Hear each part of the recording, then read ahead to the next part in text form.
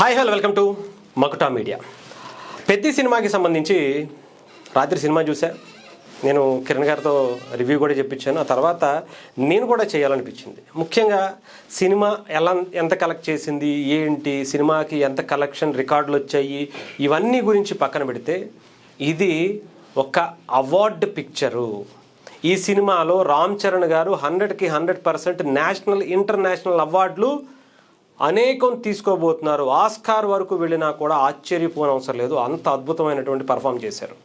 Collections గురించి వీటిలన్నిటి గురించి నేను తర్వాత మీకు ఒక వీడియోలో సపరేట్ చేసి పెడతాను. కానీ విమర్శకులని సైతం మెప్పించినటువంటి రామ్ చరణ్ గారి పర్ఫార్మెన్స్, ఎంతసేపు మెగా ఫ్యామిలీ మీద పడి ఏడ్చేటువంటి ఒక బ్యాచ్ ఉంటుంది చూసారా, కుల పిచ్చితోనూ ఇంకొక పిచ్చితోనూ వాళ్ళు ఎదుగుతున్నటువంటి తీరు, ఆ అక్కసు చూడలేక కడుపు మంటతో ఉంటారు చూసారా, వాళ్ళు కూడా అరే ఈసారి రామ్ చరణ్ గారికి మనం పేరు పెడితే, రామ్ చరణ్ పర్ఫార్మెన్స్కి మనం ఇంకా నెగిటివ్ రివ్యూ ఇస్తే చెప్పు తీసుకుని పరిగెత్తిచ్చి కొడతారా నాయన, అనవసరంగా ఎందుకు వచ్చింది, ఇంకా అసలు దీంట్లో ఆయనకి పేరు పెట్టేవంటే మనంత దరిద్రమైనటువంటి ఎదవ ఇంకొకడు ఉండడు అనుకునేటువంటి పరిస్థితికి వచ్చింది. రివ్యూలు చూస్తే తెలుగు రాష్ట్రాల గురించి పక్కన పెడతా, తర్వాత మాట్లాడదాం. నేషనల్ లెవెల్లో ఇండియా టుడే కావచ్చు, టైమ్స్ ఆఫ్ నవ్ కావచ్చు, ది హిందూ కావచ్చు, అనేకమైనటువంటి దిగ్గజ రివ్యూల సంస్థలు కావచ్చు, అనేకమైనటువంటి ఛానల్స్ కావచ్చు, బీబీసీతో సహా అందరూ కూడా చాలా మంచి పాజిటివ్ రివ్యూస్ ఇచ్చారు. అది కూడా అందరూ కూడా 3 పైన ఇచ్చారు తప్ప 4, 4.5, 5 వరకు ఇచ్చారు తప్ప ఎక్కడ తగ్గల. ఎందుకంటే చిన్న మిస్టేక్స్ అనేవి ఏ సినిమాలో అయినా ఉంటాయి. బట్ ఆ మిస్టేక్స్ అన్నీ కూడా రామ్ చరణ్ గారు ఆయన పర్ఫార్మెన్స్తో సునామీలాగా కొట్టుకుపోయేలా చేశాడు. మొదటి నుంచి లాస్ట్ వరకు రామ్ చరణ్ గారు తప్ప ఇంకొకళ్ళు కనిపించరు. సినిమా స్టార్ట్ అయిన తర్వాత ఒక ఆల్మోస్ట్ 10 నిమిషాలకి రామ్ చరణ్ గారు ఎంట్రీ ఇస్తాడు. ఇచ్చినప్పటి నుంచి మొదలు పెడితే 1 మ్యాన్ షో. ఇంకా అసలు రామ్ చరణ్ అనేటువంటి వ్యక్తిని అక్కడ మనం చూడం, పెద్ద క్యారెక్టర్నే చూస్తాం. కొండ అనేటువంటి ఒక క్యారెక్టర్ని చూస్తాం.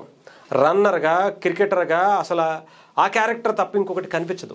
ఆయన ఒక మెగాస్టార్ కొడుకు, ఒక టాప్ స్టారు, ఆయన ఇలాంటి క్యారెక్టర్ చేస్తాడా, అసలు ఎలాంటి క్యారెక్టర్ ఆయన ఒప్పుకుంటాడంటే నాకు తెలిసి ఏ హీరో కూడా తెలుగులో, ముఖ్యంగా ఇక్కడ ఉండేటువంటి టాప్ హీరోలుగా కలెక్షన్స్ వీటి కోసం చూసేటువంటి హీరోలు ఎవడు కూడా ఇలాంటి సినిమా చేయడు. ఎందుకంటే ఇది ఒక ఎపిక్ మూవీ, కెరియర్ బెస్ట్ అంటారు కదా, ఇంకా అలాంటి మూవీ అనమాట ఇది. ఇలాంటి సాహసానికి ఎవరు కూడా పూనుకోరు. అలాంటి రామ్ చరణ్ గారు ఈ క్యారెక్టర్ని తీసుకోవడం, క్యారెక్టర్కి ప్రాణం పెట్టడం అంటే ఈ సినిమాయే నా ప్రాణం, ఈ సినిమాలో నా పర్ఫార్మెన్సే ఆ ప్రాణం పోయినా ఎలా ఉంటుందో చూపించేటువంటి ప్రయత్నం చేశారు. ఆ పైల్వాన్గా ఆయన అసలు ఆయన యాక్ట్ చేస్తుంటే ఏదో శివతాండవం చేసినట్టు అనిపించింది. పైల్వాన్గా ఆయన కొంత మనుషులను పట్టుకుని విసురుతుంటే, ఈయన వెళ్ళి దూకుతుంటే ఒక పెద్ద పులి మీద పడుతున్నట్టు, పెద్ద పులి ఎగురుతూ జంప్ చేస్తున్నట్టు కనిపిస్తుంది. ఆ రేంజ్లో ఉంది పర్ఫార్మెన్స్. అసలు క్రికెటర్గా ఇలాంటి షాట్స్ ఇంత అద్భుతంగా క్రికెట్ ఆడతారా, ఇంత స్టైలిష్గా, ఇంత మాస్గా, ఇంత క్లాస్గా, బాబా ఏమన్నా ఆడారా, ఏమన్నా చూపించారా? అసలు రామ్ చరణ్ గారి పర్ఫార్మెన్స్కి మెంటల్ ఎక్కిపోద్ది అంతే. జాన్వీ కపూర్ ఆయనకి ఆమె క్యారెక్టర్ చిన్నదైనా కూడా కొంచెం క్యూట్నెస్ ఉంటుంది. బట్ ఈ స్టోరీకి అలా లవ్ స్టోరీ అనేది కనెక్ట్ అవ్వకపోయినా కానీ ఒక ఎపిక్ అండి. సెకండ్ హాఫ్ అయితే మెంటల్ ఎక్కిచ్చాడు అంతే రామ్ చరణ్ గారు. కూర్చోబెట్టి ఒక్కరి నోటి నుంచి మాట రాకుండా అసలు సినిమా చూస్తున్నంతసేపు సెకండ్ హాఫ్ అంతా ఆయన ఆ సినిమా గురించి ఎవరు కూడా ఒక భావోద్వేగం, కళ్ళమటి ఏంటి మాట్లాడలేదని చూస్తే కళ్ళమటి నీళ్ళు వస్తూ ఉంటాయి.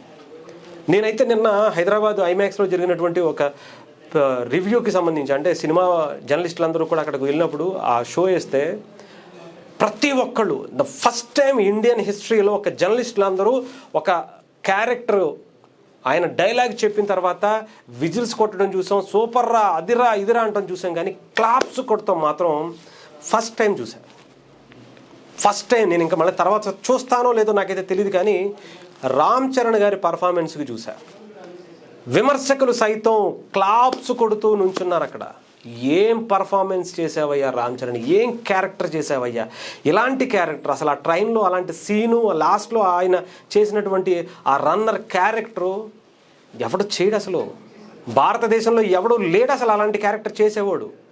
ఒక స్టార్గా, ఒక స్టార్ కొడుకుగా, గ్లోబల్ స్టార్గా ఎదుగుతున్నటువంటి ఈ టైంలో ఇలాంటి క్యారెక్టర్ చేస్తే ఎవరన్నా ఏమనుకుంటారేమో, ఇది అనుకుంటారు, అది అనుకుంటారు. నెక్స్ట్ లెవెల్ అంతే. ఆయన ఈ క్యారెక్టర్తో ఆయనలో ఉండేటువంటి ఒక నటుడిని ప్రపంచానికి పరిచయం చేయాలనుకున్నారు. రంగస్థలమా, మగధీరానా, లేదంటే త్రిబులారా, ఇంకొకట అని మనం మాట్లాడుకోవచ్చు. అవన్నీ కూడా ఈ సినిమాతో పక్కకి వెళ్ళిపోతాయి. అలాంటి క్యారెక్టర్ అంటే నేను అనేది ఆ యాక్టింగ్ స్కిల్స్. ఆయన్ని ఎక్కడో చిరుత తర్వాత వచ్చినటువంటి కొన్ని సినిమాల్లో బాడీ షేమింగ్ చేసి ఇదేంటి అదేంటి అని మాట్లాడినటువంటి ప్రతి ఒక్కడికి చెప్పుతో పట్టా పెద్ది కొడుతూ తీసుకెళ్ళి చెంపలు వాయిస్తున్నట్టుగా ఉంటుంది క్యారెక్టర్.